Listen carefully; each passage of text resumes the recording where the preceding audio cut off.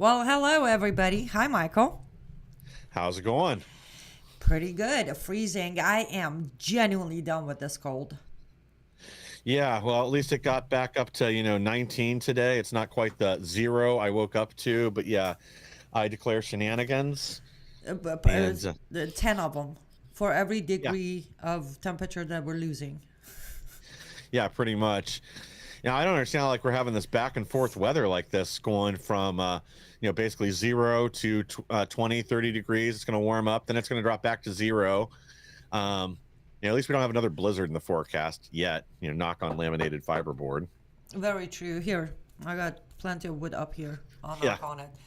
We are live. Quick shout out. We are live on a Rumble on Lou Dobbs Media Rumble channel and my ACU News. We are also live on two YouTube channels, Live Up to Freedom and ACU News. We are live on X on Live Up to Freedom and at X America News. You can see it on the lower third.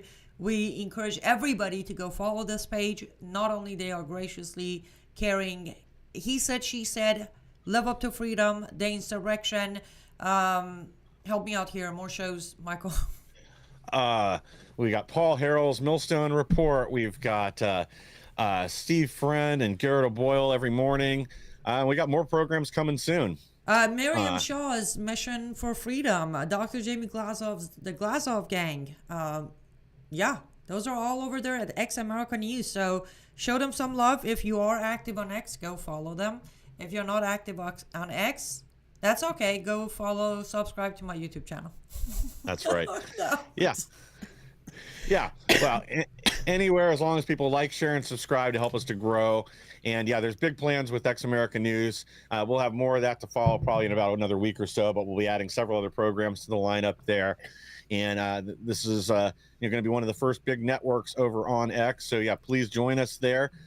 We got a lot planned in the future. That's all I can say Yes. for now, though. Yes, we cannot give you more details. If we do that, it's bad. But I will have my eyes, and I am so sorry. I forgot to get you on the comment section again, Michael. So I promise not to miss comments. I Well, promise. no worries. I'm terrible with it anyway. I'm so used to running other shows. I don't look enough. It's pretty bad. Yes, I will keep an eye on the comments. So again, on this specific show of He Said, She Said, every Wednesday at 7 p.m. Eastern Time, at least for now, it's once a week. It's about you guys. So bring up discussion. There is no limit. We are not one topic only. So talk to us. Last week you did amazing. We passed almost 100, no, more than 100 comments. You were very engaged. We love that. We will kick a start the show on a few topics, but you are more than welcome to derail the topic. Hey, throw something about, wait, there are no more cats being eaten in Ohio, so never mind that. Talk about puppies loving snow, because I've heard lately that apparently dogs love to go play in the snow. Apparently Connor isn't Oh the yeah. only one, Michael. Oh yeah, yeah. There's plenty of them out around the neighborhood. The dogs all love the snow. But yeah, we got a variety of things to discuss tonight, a variety of topics. And if you guys have any suggestions, send them to us. We'll bring them up. If we can't get to it on that episode, we'll try to get to it on the next. Yes, and you can still send suggestions, questions, and comments for this show or my show to liveuptofreedom@gmail.com. Let's kick it in. I kind of took the lead today, Michael. I didn't even run my ideas by you because I felt like we need to address this. Being it a he said, she said, right? Yeah. I know this has been going on for a very long time. I'm aware. And I know there's a lot of different debates, different understanding, different it's kind of a very mixed badge here. But I want us to talk about in one topic, but two separate ways to that end of the topic: equity versus equality and its relations to genders. Now, I know I'm aware this is all part of woke culture, but I feel like we should address it, Michael. Yeah, I do too. And it's something that has kind of been the forefront in a lot of news stories lately, just due to the fires in California and their extremely woke DEI policies that many of us feel, at least in part, led to this situation that they're dealing with right now, where we've had now for over a week fires continue to be out of control, and they're not out of the woods, so to speak, yet. They still haven't really solved the problem. These major fires that were partially contained, most of them now broke containment again.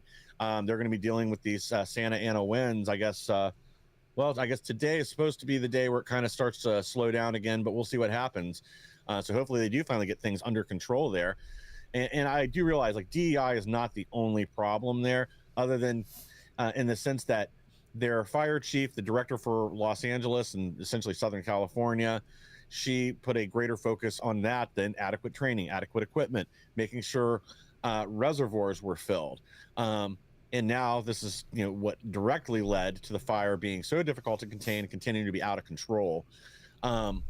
It is a confluence of problems, but at the end of the day, like, people have to be able to do the job. And this goes for the military, firefighters, police, anything like that, where physical strength, your ability to carry another person out of a burning house, off the battlefield, carry them out of a dangerous situation to get medical treatment, that's something that is a job requirement. So we can't shift standards and let people in, women in, or men, tiny men or anybody else for that matter, that isn't able to comply with the standard we've had for decades for a reason. It's part of the job. You have to be able to do it. We can't make exceptions because somebody feels pretty or, they're just not able to do it. I'm sorry. You I don't know if you can hear it or not, but one of the cats is very unhappy with me being here, so just go with it. I'm used to it's Mocha. I just assumed they didn't like what I said about feeling pretty. But yeah, let me hold 1 second. You said something that I want to actually emphasize on. It wasn't just about not giving women certain position. You pointed out even with men, we need to make sure they have the qualifications, right? Yeah. So this is, at least on my end and on your end, this has really nothing to do with the specification of gender, but rather qualification of an individual. Yes. Yeah. They have to be able to meet the physical requirements of the job. Somebody with no arms is not going to be the best choice to carry somebody out of a burning building. So, I don't care if it was your dream to be a firefighter and then some tragic accident happened. For the good of society in the community, that's not the job for you. If you're a 100-pound lady and you're able to do the fireman's carry the 150-pound dummy over your shoulder, more power to you. I'm glad you can do it. I guess you can be a firefighter. But if you're a 100-pound woman and you can't pick the dummy up, that's, pretty, that's not doesn't say anything bad about you. If you're physically only 100 pounds, that's a lot more than you should be able to lift. Especially to throw it over your shoulder and be able to carry it 100 yards or whatever it is for the test. Sorry, I didn't look this up beforehand. But being able to wear all the equipment, carry everything, and do the job people's lives are depending on your ability to do this right now. It is not optional. They don't need to check a box to have an equal number of women and men on the fire department. What they need are enough people that are capable of doing the job. We already have enough failures anyway. We don't need to add to that pile by making success an impossibility. Yes. And again, let me expand this outside of the fire so we're not politicizing the fire. Let me expand this to you. I had a discussion, very strange discussion with someone, and they would argue, and I'm going to play their role for a minute. They would argue that, well, it's not, for example, the discussion was about their kid, who's not the sharpest student in the class. And they were okay with this whole new system where everybody's going to get the same grade regardless of who worked harder or who's the smarter. And their argument with me was, well, it's not my kid's fault that they weren't born as smart as somebody else's kid. And my response maybe it was. Well, no, I'm serious. But sorry, go ahead. Honestly, my first question was, well, let me ask you this, and I'm not trying to label or point finger, but while going through the pregnancy, did you and your wife make sure, the vitamins and the good food and, not smoking, not drinking alcohol, all of that? And the response, funny enough, was, we did, but that has nothing to do with it. And I'm like, well, so somebody who's shooting heroin during pregnancy should say it's not our fault that our kid was born an addict? Where are we going with this? Well, yeah. And In some ways, I do think it's the parents' fault, especially their kids fall behind in school. Numerous studies have shown parents that are involved with their kids' life at school that are making sure they do the homework, making sure they understand the material that they're reading, that reinforce their education at home. Their kids are obviously going to do better than some, crackhead heroin addict loser that doesn't care what their kids do, doesn't make them do their homework, lets them come home, just play video games or watch TV or whatever, and that there's no enforcement, there's no push for good grades, no accountability, no anything.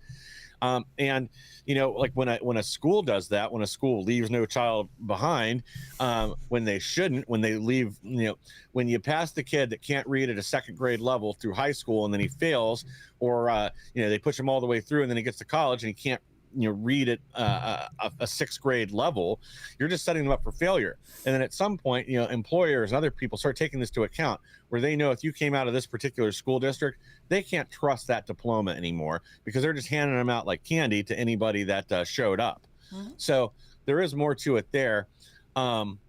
But yeah, at the end of the day, and we can expand it beyond the fire department. We can look at the Secret Service agents that were protecting Trump when we got women that are too short to do the job to protect somebody that's 6'4" or 6'3" or whatever Trump is.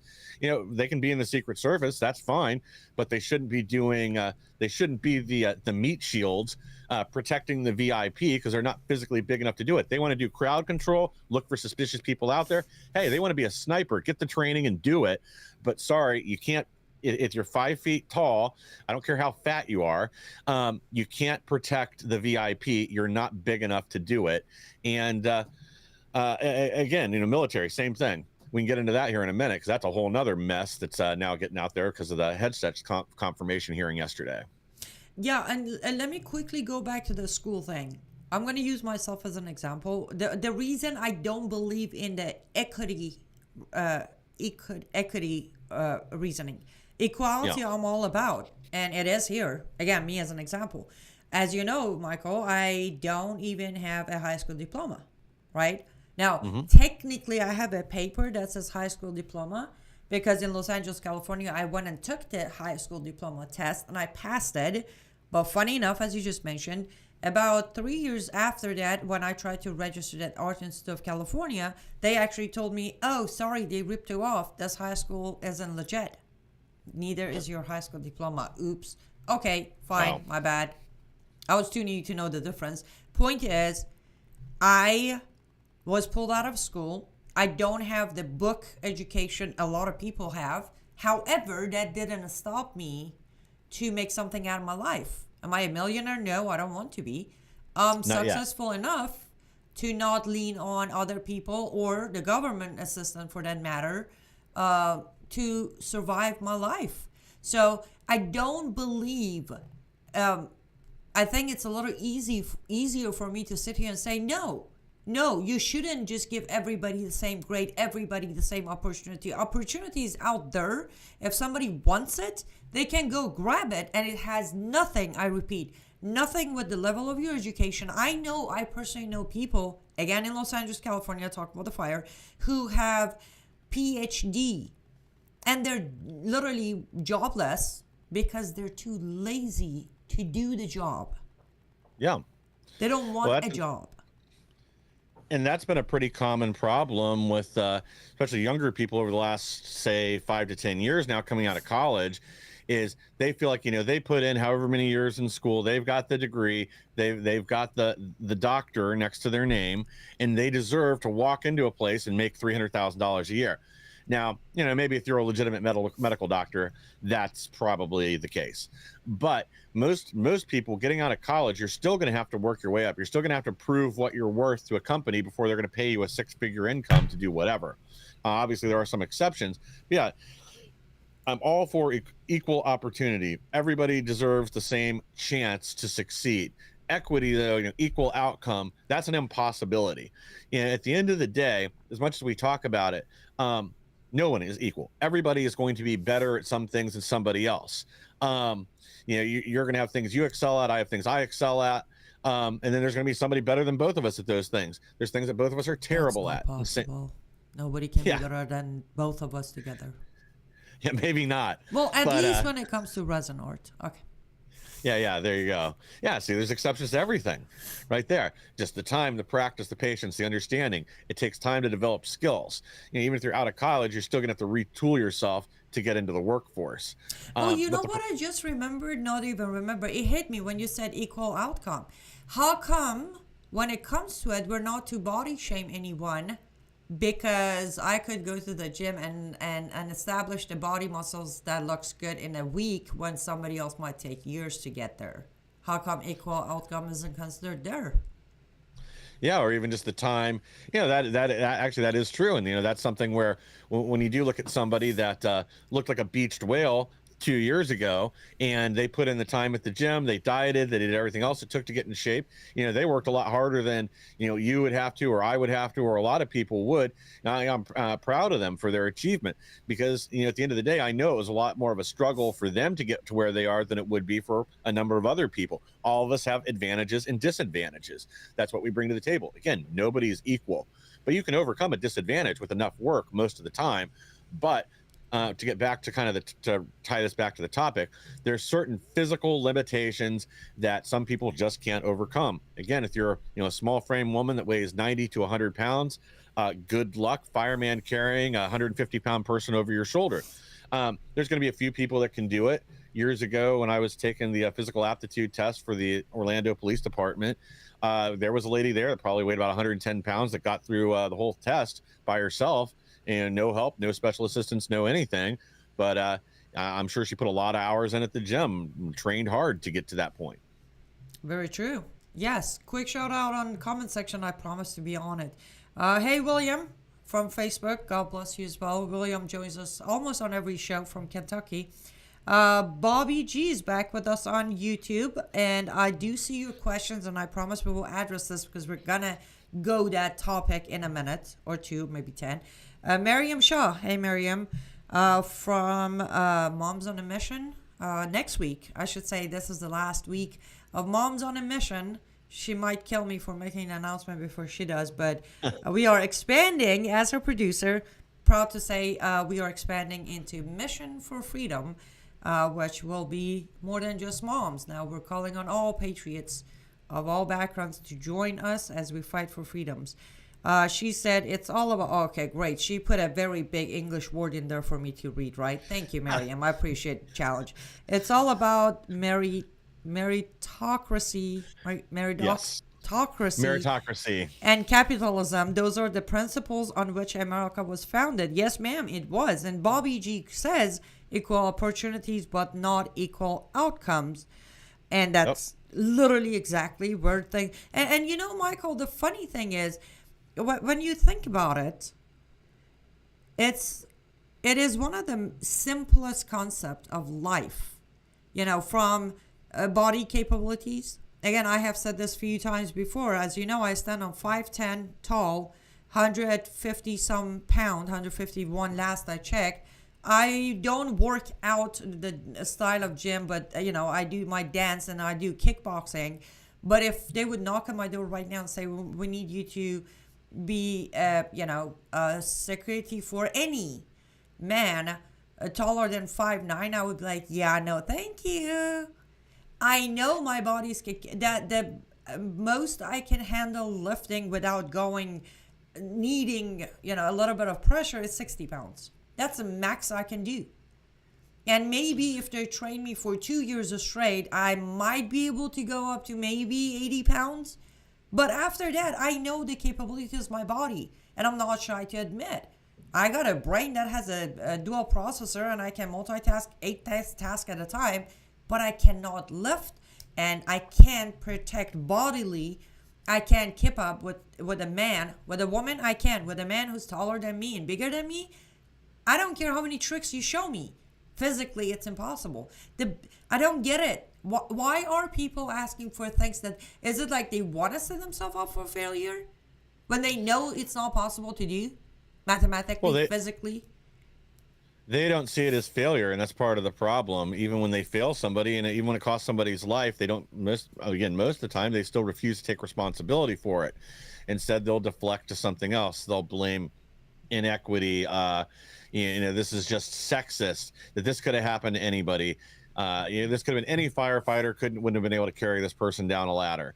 They'll make excuses. That's what they always do. And with the women in combat, that's been the big discussion at the headset hearings. Like again, we're talking, what's gone on for all of humankind. It doesn't mean there aren't occasionally some exceptions to that rule. Like, I just blanked on the name of the film that came out like a year or so ago with the African, the lady, the warrior queen. I can't think of her name now. Yeah, there's exceptions like that, or Joan of Arc, or other people that have gone to war in a military situation and excelled. But by and large, again, you're talking about somebody with a disadvantage. I was listening to a podcast last night that had a number of guys on it that were former military, and one of them brought up the point that one of the things the military had looked at was for women in combat roles was most of them were not as capable of carrying the same amount of ammunition and equipment that men were. That you're talking about 80 to 100 pound loadout. When you throw that on somebody's back, it was just too much. They couldn't handle it. So they were reducing round count. Well, now you're talking about putting somebody at a disadvantage, especially if you get in an intense multi-hour long firefight and you weren't able to carry the seven plus magazines and you're out of ammo. Well, now you're a weight on everybody else there because it's an interdependent unit. So we can't put people out in a situation where it's going to harm others or has the potential to do so. Not to mention not being able to carry somebody off the field. And it's also our enemies will exploit that and use it as an advantage because they know the tendency is going to be is to save the woman. If something happens to her, people will pop out of cover. They'll do other things, take unnecessary risks to try to save somebody. And we also unfortunately know that woman would be tortured. They're going to be used as a tool against the rest of the team if something like that happens. And when you lose too many engagements, you lose a war. And that's the ultimate end consequence of putting women into combat roles in the military. There's plenty of administrative roles, medical roles, logistics roles, and other things that women can do, but combat is not one of them. Agreed. Hi, Eric from Ohio on Facebook. Good to see you. And here's another thing. Age. I don't really care how many plastic surgeries one would do to stay young. I mean, get all the Botox on the planet and do all the facelifting and neck lifting and arm lifting, whatever. I'm not against any of them, by the way, so I'm not being sarcastic. But your body, the inside your body, will age. And when it ages, It ages. There are certain things that we cannot retrain our body. Like, Michael, the muscle memory, right? Somebody who played sports as a young teenager or young person, they can go on for a good 10 years and not work out, but then when they get back on it, muscle memories are there. They can build their body back up. But they can never do the workout as well as they did when they were in their teens or 20s. Our body just doesn't do it. Another reason that I keep saying physically, now, our brain is part of our body. That's why we actually earlier, me and you today, had the discussion of age limits for these officials, government officials. Yeah. Your body cannot... there's a point where your brain it's just not doing it. And I don't care how good your resume was. That's why there is such a thing as retirement, because you gotta retire. Your body's not handling it. Your entire brain is constantly crashing on you, not doing it. So gender, physics, mathematics, science, however you put it together, it's still a no. You just can't handle it.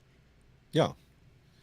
Yeah, and that's the thing, we were discussing earlier, I brought up, personally, I'd rather see like some kind of a cognitive test rather than a hard number for age, because, I'll give Bernie Sanders credit for something.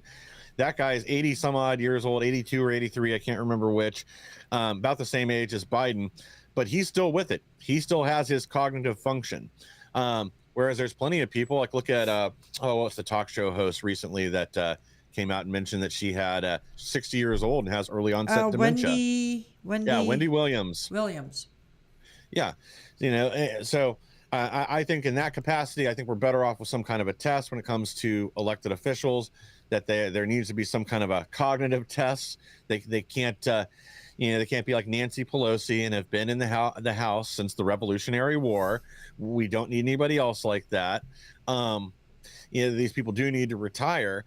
I just don't know that a hard number age wise, maybe having an upper limit on it would be fine. But I do think beyond a certain point, even if that's like 65, 70, there needs to be a cognitive test. Make sure they're still there. Yeah, agreed. And Eric, just wait. You're almost 40. Wait until you are 40. I kept refusing to believe people who told me, oh, wait until you're 40. And then I turned 40. And then I turned 41. I believe them now. So good luck. You're still good. Wait until you're almost 40. Wait until you're 40. And I agree. Bobby G says there is a calendar age and there's a biological age. I think that's very well put. Yes. I might just steal that, Bobby, by the way, in the future. But yes, I want to make sure to get to other stuff. As you know, Michael, I can talk about this specific topic forever because there's so many examples, so many proofs, so many. What are people thinking? What do you even want from life? Seriously. Again, Bobby said man and woman are different. They have different strengths and weaknesses, and it's a partnership, right? But then, yes, it is a partnership for those of us who think it is a partnership. But then you bring in the new age culture of a man and a man, or man and a man, woman and a woman, and a man and a woman is the same thing. It's not. Biologically, it's not. Yes. I'm not going to get into the rest of it because I don't know. I really don't know how does a woman think or process or feel about another woman in that aspect. So I'm not going to make a call about that. I don't know. Don't want to know. Don't care to know. But I know biologically when there's again, bringing life example. When I was setting up my artist studio, I asked you, Michael, I said, can you come give me a hand? Right? Yeah. Could I possibly get it all done by myself? Probably. It would take me, about a full month with at least 10 bruises and 10 broken nails and possibly a stiff neck, and some of the tables are still crooked. Yes, I could do it. Probably a little bit of an exaggeration, but yeah, it's going to be a lot easier to do it with some help. Bringing me or somebody else in there that can help set things, can carry the heavy boxes down the stairs without worrying about breaking something or getting hurt. And again, that's physical attributes mean something. But that's the thing. It's not even exaggeration, Michael. If you think about it, for example, when we were setting up the tables and leveling them, right? If I was trying to do what you were doing with the legs and twisting them, some of them even using hammers to lock it in, my hands don't have the force to do that. I would end up flipping the table on my own neck. It's just simply something, even though I played handball professionally, even though I do kickboxing, no matter what, my hands don't have the strength. And bottom line is, I wasn't ashamed to call you and say, I need your help. And you showed up, you helped, we got it all done in probably, 5 hours? It was done in 5 hours. Everybody was, nobody died, nobody broke a bone. So what I don't understand is this decline of admission. Why is it so hard? It's okay. I'm not even talking about your preference of partner. Everybody got a friend who's a guy or a friend who's a woman, Yeah. Why can't we admit what is this disease? Yeah, well, I mean, that's really the root of the problem, because there's things that everybody excels at. You're great at certain things I'm bad at, and vice versa. We each have our own abilities. And to a certain extent, that is the average of which is tied to biology. Now, that doesn't mean there aren't some women bodybuilders or some women that would be perfectly suited to be firefighters or whatever else, but there's still averages that go with gender or whatever else, age, whatever restriction or box you want to put it in. But I think that's part of the problem with the way we look at this in general, is everybody wants to make rules for the exception rather than the average. And again, that's why standards are so important, and we can't allow people to slip through that aren't able to meet the standards, because then that costs everyone. But that's the thing. A lot of this DEI stuff is really ultimately harmful for the people that they're pushing forward too. That if you're not able to, again, meet the standards, you're going to be more likely to hurt yourself or hurt someone else, or cause some other horrible calamity to happen. Again, that isn't to say that somebody that does meet all the standards can't have the same thing happen, but it's a lot less likely. And again, we're playing averages here. Yes. Now, since we're literally halfway mark of our show, Bobby has a question about Islam. Let's address that and then let's talk about Islam Yeah. related topic. I'm gonna do Yeah. my best. So Bobby says, can you please explain the levels of head covering of women in Islam? Why are some covering more extreme than others? Who decides? And do Muslim women really like covering themselves? Okay, this one's the easy one. Do Muslim women like covering their hair, or is that what you asked? Yeah, covering themselves. I don't know. There are those who do it by force, clearly don't like it. There are those who do it by actual preferred choice, and I would say they like it. There is no one answer to all, especially because we need to categorize which Muslim women are we talking about. Iranian women who were forced to Islam and had an uprising after Mahsa Amini's murder and literally now are refusing to cover themselves, so clearly they don't like it. Muslim women in America who choose to become Muslim and then stand on the corner of the street and teach other non-Muslim American women how to wear their hijab, clearly they like doing it. So that's that. As far as different levels, there are no different levels. In the Quran itself just says, the verse says, Muhammad, tell your wives and believing women to wear their headscarf down to their chest, meaning cover the neck, cover the hair, and wear a loose garment down to their ankle. So definition, you gotta cover everything except your face, your hand, your top of your foot. That's it. That's Quran's teaching. Now somebody like Ilhan Omar does it all fancy behind her head and earrings are showing and the neck is showing. That is not acceptable by Islam. So there are no different levels in the Quran, but in different societies, based on constitution, who's going to get in trouble or not, you see different levels. Yeah, it isn't so much that they like the hijab, it's that they don't like getting beat. Or raped, because it says it's more suitable. It's the same verse also is where in Islam women aren't allowed to wear high heels or any kind of shoe that would make a noise, because in the same verse says when they walk they need to walk soft enough that a man would not hear their heels hitting the ground, because apparently that is provocative. Unacceptable. Provoke the Muslim brother if they hear your heels or whatever the case might be. Okay, so there is a notion of the single, successful, independent woman. It's good, but it should not be taken to the extreme. Yes, I agree. Well, I wouldn't say there is no taking it as a single, successful, independent woman myself. I even throw in a strong, single, successful. There is no extreme level. It's the matter of being aware that yes, you are strong, you are independent, you are successful. However, you are not complete. That's the awareness. A lot of people lose track because they think that's it. I am happy where I am. Yes. Am I complete? No.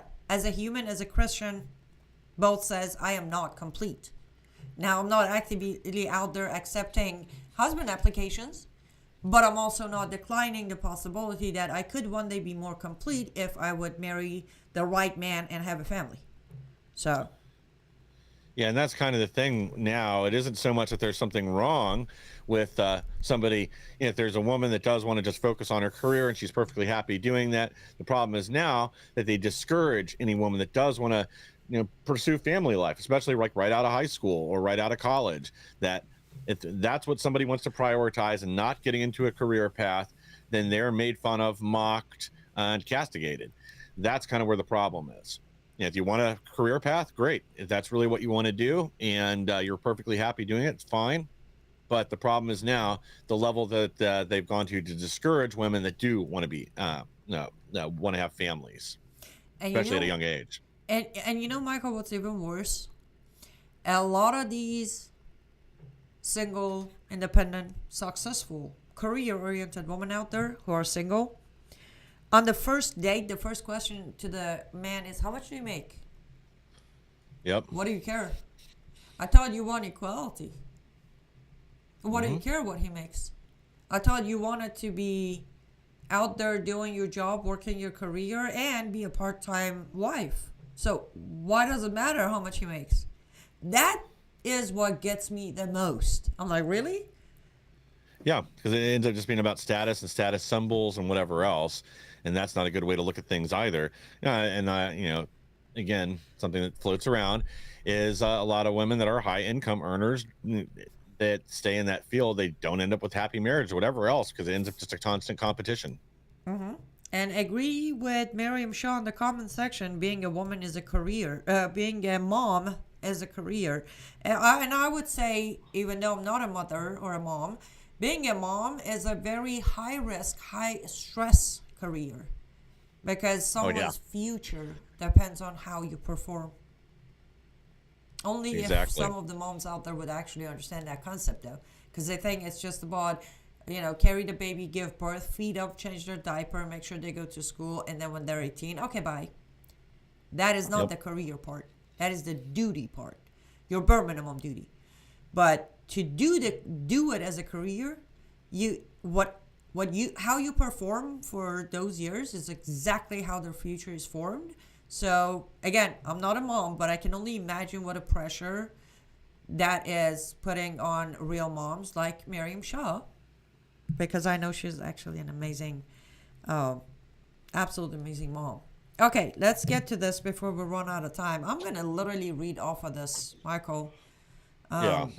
I hope I remember because you taught me how to pronounce this. So, Imam Hashem El Hosseini of Dearborn is set to give a benediction at Trump's inauguration next Monday. Let me read Yeah. that again. I don't have to do the name and all. A Muslim imam, an actively Muslim imam from Dearborn, Michigan, with a very, very, very long resume of anti Semitism, pro Hamas narrative, is set to go on Monday to Trump inauguration. I need answers, Michael. I'm losing my Yeah. head. Yeah, I want to know who organized this. And again, not it isn't just that it's an imam showing up, but this was somebody from whatever mosque and whatever. It's a dangerous person from Dearborn, which again, let's remember this is an area that has had connections to numerous terrorist attacks. It's been so bad through there; they've actually had to put up radiation detectors in the street because they were afraid there were going to be dirty bombs or other radiological devices originating from Dearborn. This is where the video of them celebrating on October 7th out in the streets.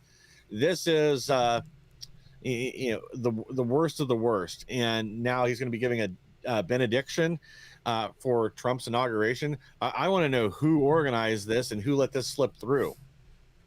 Yes, but I'm going to say this out loud. This is my opinion. Michael Lauber has no role in this. He might be on the same page. He might be completely opposite page. I want to put this out there. I will not, in any shape or form, under no circumstances, under no reasoning or excuses, accept any kind of involvement with interfaith dialogue within Trump administration. I will not tolerate that. I will not come up with excuse for that. Half of this country stood by President Trump for the fact that he has been an ally of Israel. On Monday, to accept an imam who has constantly been an anti-Semite, who has constantly motivated his people to donate to Hamas and is a pro-Palestinian imam, to have him step in that inauguration or have any part of that inauguration, I want answers. Even if President Trump was not aware of it, even if somebody else did it, we need to address this. President Trump needs to address this, and he needs to address it immediately, especially, Michael, as you know, mentioned on Jihad Watch. By the way, this article is available on jihadwatch.org. You can find the whole details there. And then you can grab this imam's name, go look him up for yourself if you think we're making things up. But as mentioned on that, you told me today that looks like there might be a ceasefire coming up. As we're getting close to possibly having ceasefire or maybe possibly getting the hostages back, we have this imam coming on a stage. Are you kidding me? Yeah, and this is a guy, I'm just reading through this right now about him, refuses to call Hamas or Hezbollah terrorist organizations. I'm trying to see who actually invited this guy. There is no information as of right now who has confirmed or who vetted him. Because here's the thing. Thank you, Tammy Jacobs on Facebook. Yes, do call White House. Do call the White House Monday. I shall be sending a lot of emails tonight. A lot of them. I'm not going to even wait until Monday. Because, no. President Trump has been the symbol of the man who's going to stand up to Hamas, is going to stand up to Islamization, he's going to stand up to IRGC, he's going to stand up for us, Iranian Americans who are being targeted by IRGC and imams. And this cannot happen. For whatever reason, if they can't stop it by Monday, that's okay. Let's address it by Tuesday. Yeah. Like, the only way this would be acceptable is if this was part of the conditions for releasing the hostage. So let this imam come and give his little benediction, his blessing. Even that, as sick as that would be, at least it would be an exchange for human life. But otherwise, again, this is totally unacceptable, especially as I'm reading more about this guy right now. Okay, again, here's the thing. Even if that was part of the negotiation, as I said this morning on your show, by the way, guys, if you missed this morning's show of Insurrection, which you can catch Insurrection Monday through Friday, 11 a.m. Eastern Time, right here on X America News with Derek Evans and Michael Lauber. Their show is awesome, and they have me regularly, so it's even more awesome. This morning's show was pretty cool. It was really, like, we made some great points, and we broke a couple of news that none of the American mainstream is covering. But as I said this morning, I'll repeat it. This should have been a no. No. We are not allowing to infiltrate our country even further. First of all, we got to stop negotiating. End of the story. But to have this imam, or any imam for that matter, I was out there being all mad that, what's his name, Hussein Obama, took his oath on the Quran. Now we got to imam. No. That's a no. No, and I really want to know who's behind this last minute change for it to be this close, than to throw this guy on the lineup. What happened? Who did this and why? Yes.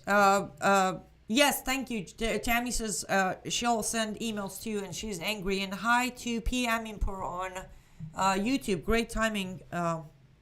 I almost want to guess, like, if you're a female or a male, I want to guess your name is starting with a P on Aminpur last name, but I'm going to do that probably at another time. But I don't know. Anyways, so yeah, we were just talking about the fabulous entrance of this imam on Monday inauguration while we're trying to get rid of Iran's regime, the mullahs. This is all just messed up, Michael. You want to talk about mixed signals? There you have it. Well, this is the kind of thing that we really need to catch this wildfire on Twitter right now. Elon Musk has been very outspoken with the Islamization of the UK, especially the covering for these grooming gangs right now, getting this out there. And again, with this guy's background, that's what makes it even worse. Refusing to call clear terrorists, trying to justify the October 7th and numerous other attacks on Israel and here on America. This is not somebody that should be anywhere near there. And in fact, this is somebody that when the Secret Service is screening everybody ought to be denied access, but he's being allowed to speak. So I don't know. I want more information. But in the meantime, we need to get this out there, post it to Twitter, Facebook, let everybody know, and let them be angry and let their voices be heard. Quick shout out to America's Mom TV on Rumble. Hi. Yes. Here's the thing. I'm going to say this. Michael, I kind of almost feel like a spit in the face for me right now. Oh, I'm sure. For 10 years, I've been out there. This very imam, I have addressed him and his activities on my shows. With an army of bodyguards, I went to Dearborn. I gave a speech. At the hotel, I stood in the same elevator as an imam, trying to not fall apart, but I made it to that speech. And and this is where we go. Again, I hope and I pray that President Trump had no say in this, and I hope he addresses this. But Lord may have mercy on all of us if Trump administration is going to follow right through with the narrative of Islam is a religion of peace and these radicals are this and that. And now we're going to have more Muslim representatives in our administration. Because, well, he did go for Abe Hamidin. He did go for Dr. Oz. I'm just saying. Yeah. Now, Oz is a TV celebrity. I kind of get Trump's connection with him. Again, not that I agree with it, but I understand why. They're friends. He wants somebody that can speak to the public and is good at interviews. That's a lot of the people he picked for different roles, or people that understand how to handle the press. Hamadeh is a whole nother story. We got to get into that again at another time. But yeah, I mean, again, this is something we deserve answers for, especially, again, with the firm positions that Trump's taken in the past. That's what makes this make even less sense. Right? Yeah. Well, you would think, especially considering this peace deal, like, this is the imam that would be furious at Trump for exactly what just happened, for Hamas releasing the hostages. And now this guy's going to give a benediction at his inauguration.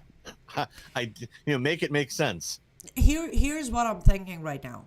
And again, may Lord have mercy on us if what I'm thinking is playing any role. If this happened in any shape or form, because of the imam who endorsed Trump in Michigan and delivered Michigan for Trump, if this I bet that's exactly what it is. It is disgusting if that's the reason. I bet they recommended somebody, and whoever's handling this didn't vet the person. It's like, oh yeah, great, just send him and tell him to be here whatever time and have this is the criteria for the benediction. And I'm sure, and they probably just didn't look into who it was that was sent. And I'm sure it's something that stupid. Wait, how do I phrase this without?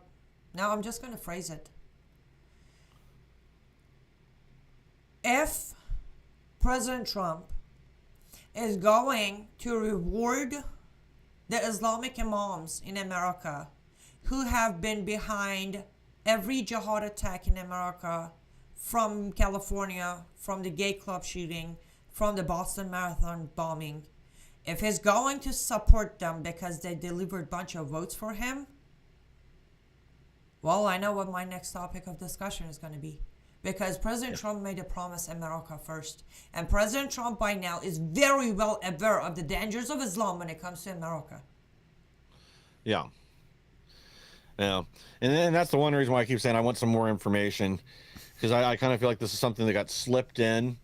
That, Trump's obviously focused on other things right now.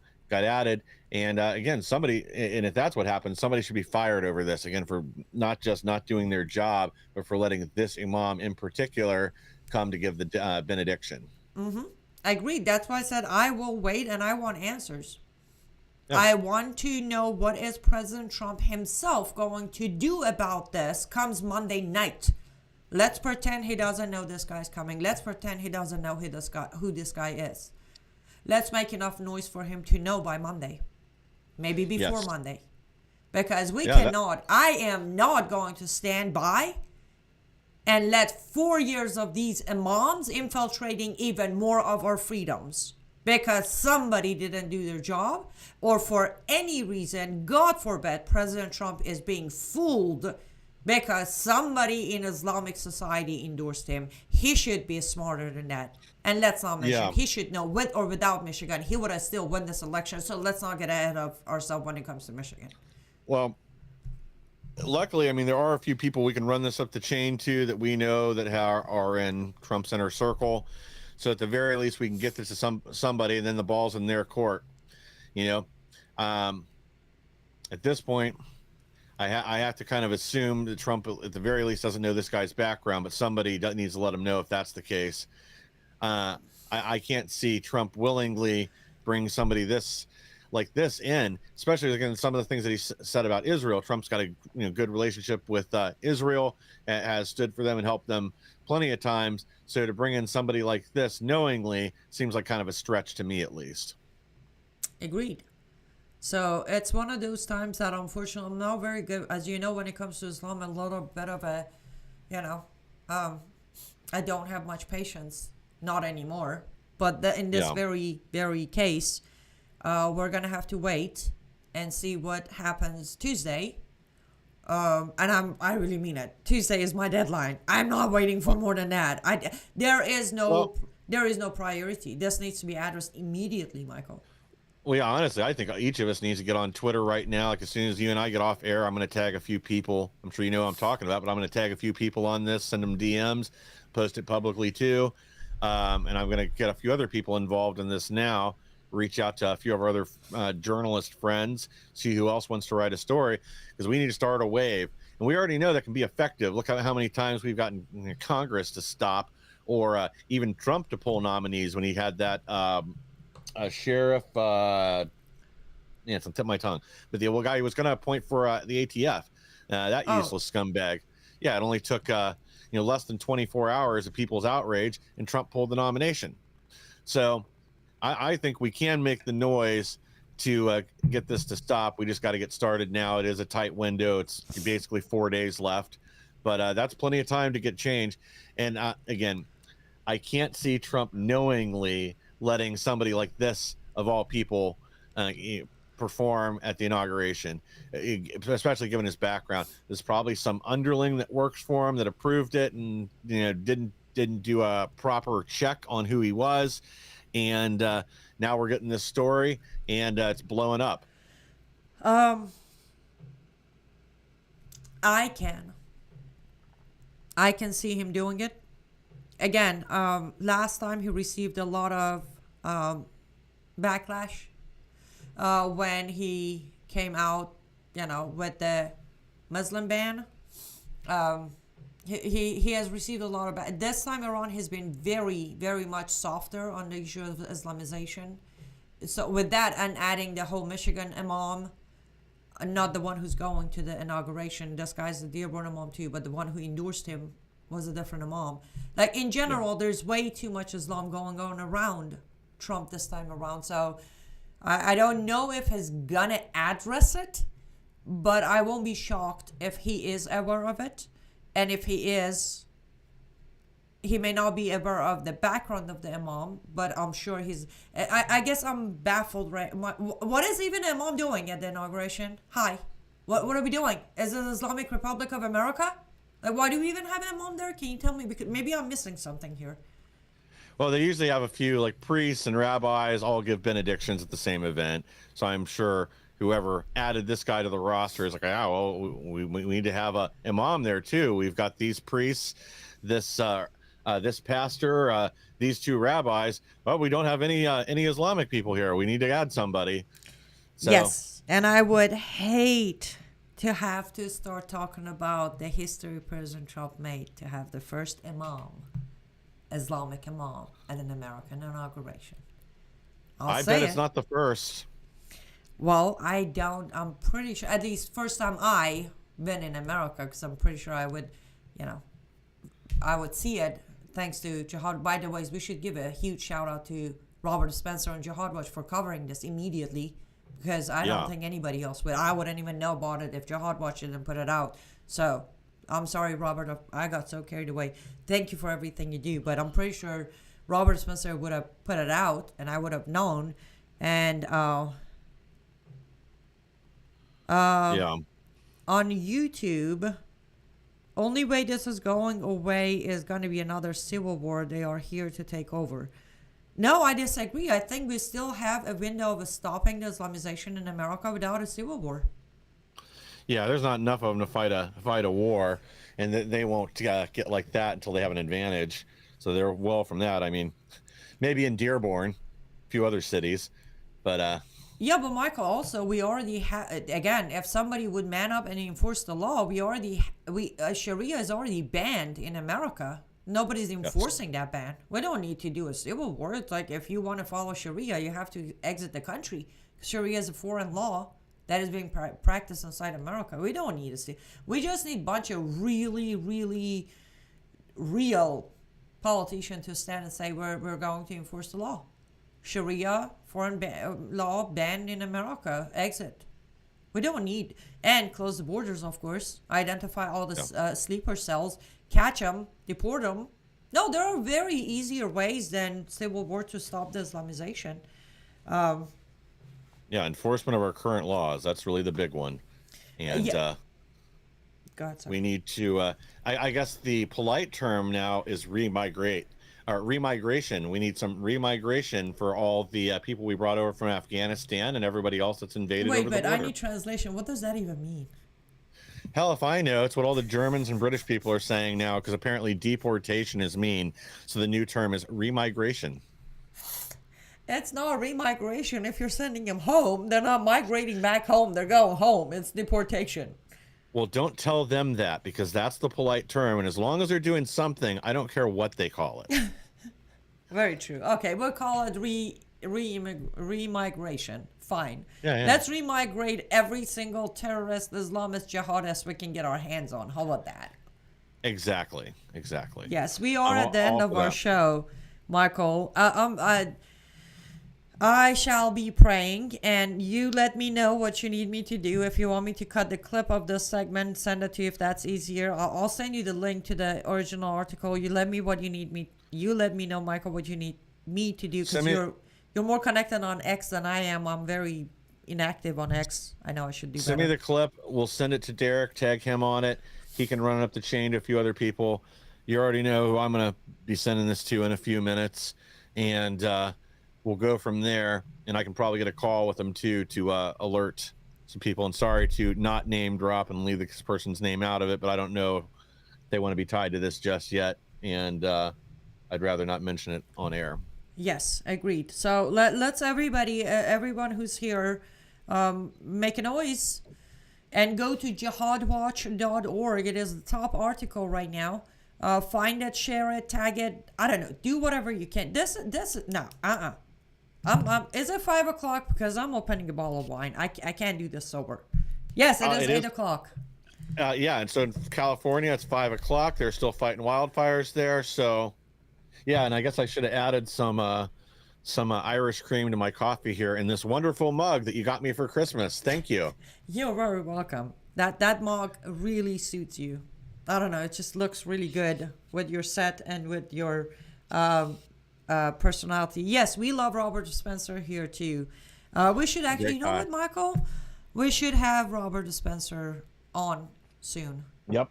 Very we should. soon. I haven't talked to him in probably 6 months, and yeah, this is a topic. You know, maybe we ought to even do like a special broadcast another day this week, tomorrow, or I guess you got your show tomorrow, maybe Friday. Do a special broadcast, see if Robert's available, and we can go through this in detail. And hopefully, we've lit a large enough fire by then that there's an explanation and some changes for this. Yes, agreed. Yes, let's talk about that. Let's do that. Let's do so. I am not having an anti-Semite, pro-Palestinian, Dearborn imam have anything to do with anything. I refuse to receive that message. I refuse to cover up for anyone who did it, and they better find out who did it and fire the person immediately. Well, and we need your help. Everybody's watching right now to share this, to get the word out, post it to Twitter, tag President Trump in it, tag his team, tag Elon Musk. And I'm trying to think if there's anybody in particular. Tag Tom Homan. He'll pay attention to this. Yes, and tag anybody you can think of. Seriously, this is ridiculous. This is out of control. We will post a shorter clip of because we started talking about this halfway through the show, so we'll put that a specific part in as well. This is ridiculous. This is unacceptable. This is America. We do not negotiate with terrorists. Let's get our hostages home. But after that, can we just get rid of all of them? All of them. Yeah. Well, again, I think we can get the word out on this, because this is the kind of thing that when the average person sees it and sees who this person is, they're going to be just as furious, even if this isn't an issue that's close to their heart. This is the last person you want doing a benediction. Somebody with that has this history of anti-Semitism. So maybe I can't say direct support of terrorism, but a terrorist apologist. Let's call him that. Let's be the politically correct term. Yeah, I mean, this is the last person we'd want there. Lord have mercy on all of us as we get closer to inauguration.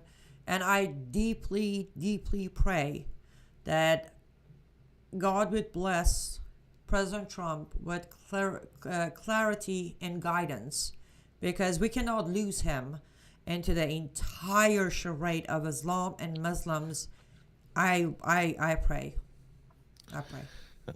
Oh man, I should be laughing about this, but I just had a thought that hopefully if we are unfortunate enough that this guy shows up at the inauguration, I hope the Secret Services pats him down to make sure he's not wearing a suicide vest. Amen. I would not put it past him. I wouldn't. Yep, that'd be the opportunity. That will be an opportunity. Okay, so guys, I will be back tomorrow, Thursday, 7 p.m. Eastern Time. Me and Michael, we will be back on He Said, She Said next Wednesday, 7 p.m. Eastern Time. You can send us your comments, questions, suggestions, frustrations, complaints, anything at liveuptofreedom at gmail.com. And last words of wisdom and close out the show to you, Michael.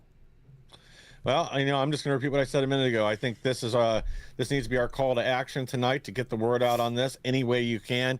Share it on Facebook, X, carrier pigeon, smoke signal, post whatever social media, let your neighbors know, let everybody know, and tell them the same thing. Spread the word, tag President Trump, tag members of his team, anybody to listen, Tom Holman, especially he's got a lot of GWAT veterans, global war on terrorism veterans in his new administration. Tag them. They're people that will care and that will understand why this